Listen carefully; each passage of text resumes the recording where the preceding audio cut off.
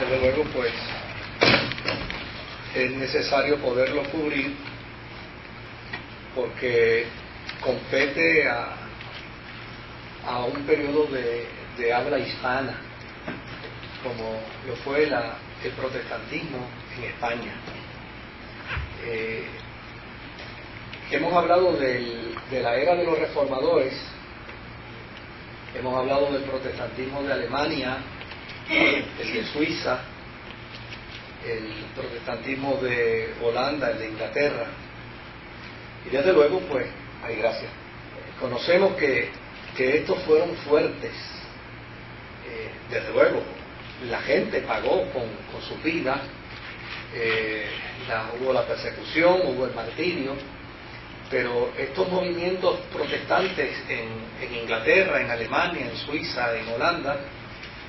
pudieron prevalecer, pudieron echar raíces, pudieron hacerse fuertes, y de hecho algunos de estos países todavía al día de hoy siguen siendo protestantes. Pero no solamente en estos países se dio el protestantismo. Si le puedes quitar un poquito el high para yo acercar, te lo voy a agradecer, 1.000.000 de gracias. Sino también que hubo otros lugares donde el protestantismo, aunque fue menor, el movimiento protestante fue menor, pero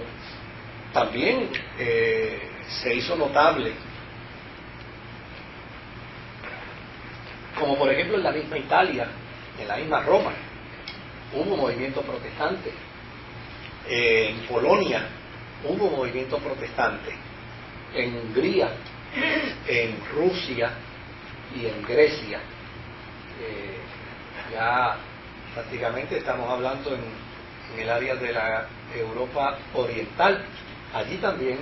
hubo movimiento protestante. Y también hubo un movimiento protestante bastante fuerte en España. Desde luego, hay un elemento que entorpece y que se ha dejado como el gran desafío para los historiadores cristianos, aun cuando hay ciertas monografías y estudios, hay algunos trabajos doctorales, pero no se ha hecho toda una investigación minuciosa del protestantismo en España, por lo que eso implica. En España, a diferencia, digamos, de Alemania, que hubo una interacción del protestantismo con el Estado, de Suiza, donde hubo una interacción del protestantismo con el Estado, pues obviamente había no solamente historiadores cristianos, sino que había historiadores seculares que se dieron a la tarea de registrar toda la data histórica y de alguna manera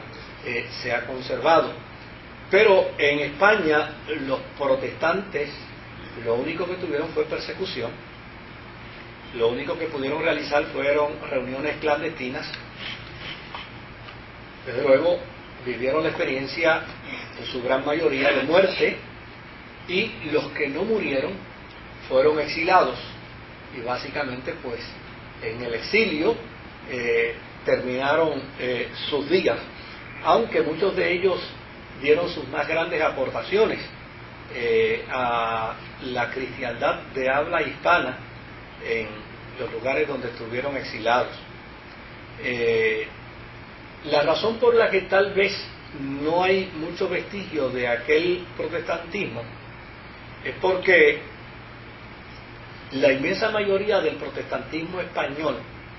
se hizo de forma clandestina. No es como, digamos, el protestantismo alemán, donde ya necesariamente Lutero se expuso. En España el protestantismo tomó otro curso de acción. Por lo general los protestantes eran protestantes que trabajaban de manera clandestina, y desde luego el hecho de que se haya dado de manera clandestina no quiere decir que no haya tenido éxito. Lo que quiere decir es que a la postre pues no hay toda la información que se puede tener en comparación con el protestantismo de otras naciones, de otros países. Pero el dato interesante que resaltan los historiadores es que si había un lugar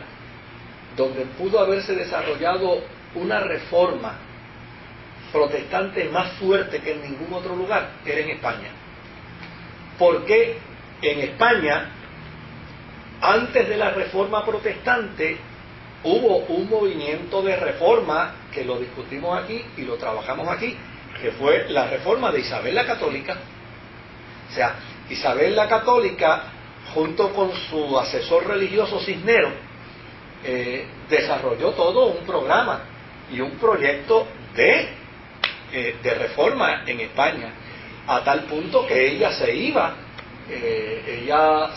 a los conventos y se sentaba con las monjas y ella le daba instrucciones sobre la fe, cómo debía ser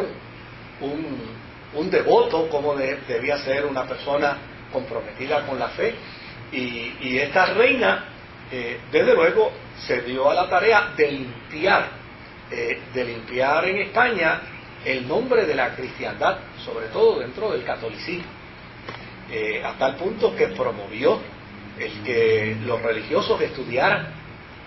que las universidades se encargaran de educarlos, promovió el que los religiosos se mantuvieran lo más separados posible de aquellas cosas que se les acusaba, que eran cosas indignas o cosas no honestas. Y desde luego, desde el punto de vista histórico, el trabajo de Isabel la Católica y de Cisneros fue un trabajo de reforma, porque lo que ellos estaban haciendo era contrario a lo que la Iglesia Católica en aquel momento venía realizando. Por el otro lado, Isabel tuvo un nieto llamado Carlos, y Carlos era un gran admirador del movimiento humanista. De hecho, inclusive tenía dentro de su equipo de trabajo un sinnúmero de humanistas, y los humanistas en ese periodo eran también reformadores, porque los humanistas se encargaron en alguna medida de crear un balance entre la interrelación del creador y sus criaturas, porque con anterioridad el hombre estaba sumido en ignorancia y la religión se imponía jugando con la psiquis del ser humano, donde se le hacía creer al hombre una serie de supersticiones, donde la Iglesia no se encargaba de clarificar conceptos teológicos, y el humanismo, lo que hizo, el humanismo del siglo XV, del siglo XVI, lo que hizo fue simplemente desarrollar un elemento crítico de análisis en la vida de la gente sin que dejaran de ser católicos, pero los ponía a pensar. Así es que, en alguna medida, el humanismo del siglo XVI era un proceso de reforma también dentro de la Iglesia, y Carlos V tenía un grupo de humanistas como parte de sus asesores. Inclusive el secretario personal de Carlos V era nada más y nada menos que Alfonso Valdés, el hombre que lo acompañó a la dieta de Worms, donde le iban a cortar el pico a Lutero. Y desde luego Alfonso Valdés tenía un hermano, que lo vamos a estudiar, que era un religioso de su tiempo, pero era un religioso de su tiempo con un nivel de espiritualidad que no guardaba relación alguna con la poca espiritualidad que propulsaba en aquel entonces la Iglesia Católica. Ahora, no solamente eso, en España estaba la Universidad de Alcalá, y la Universidad de Alcalá se había convertido, precisamente por ser una universidad de corte humanista, la Universidad de Alcalá se había convertido en un centro de reflexión de la teología que estaba en boga, de la teología que estaba cuestionando, de la teología que estaba confrontando al catolicismo, que era la teología luterana.